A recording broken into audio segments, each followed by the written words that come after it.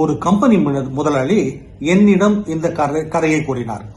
அவருக்கு 2 வாடிக்கையாளர்கள் இருந்தனர். ஒருவர் ஒரே முறையில் அவருக்கு 50,000 ரூபாய் கொடுத்தார். இன்னொருவர் மாதம் 5,000 ரூபாய் கொடுக்கக்கூடியவர் 3 ஆண்டுகளாக அப்படி கொடுத்து கொண்டிருக்கிறார். எல்லோரும் முதல் வாடிக்கையாளரை பற்றி கூறியதும் கைத்தட்டினார்கள்.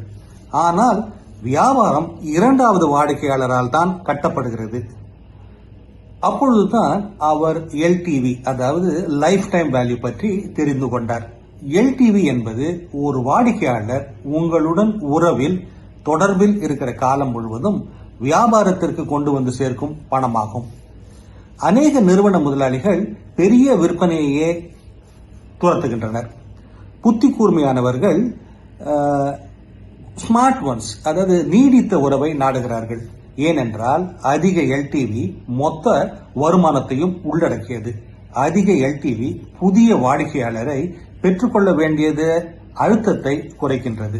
அதிக எல்டிவி பிழைத்திருக்க தாக்குப்பிடிக்க வைக்கிறது. வளர்ச்சி என்பது எவ்வளவு விரைவில் வாடிக்கையாளர்களை பிடிக்கிறோம் என்பதை பற்றி மட்டுமல்ல, எவ்வளவு காலம் அவர்கள் நம்மோடு இருக்கிறார்கள் என்பதையும் பொறுத்தது. ஒரே முறையில் தரப்படும் காசோலை செக் நன்றாக தெரியும். நீடித்த காலம் இருக்கும் வாடிக்கையாளரே சாம்ராஜ்யத்தை கட்டுகிறார்கள். One time check looks good, but a long term customer builds empires. Chinmayi Kulkarni இப்படி வாடிக்கையாளர்களின் மதிப்பை கூறுகிறார்.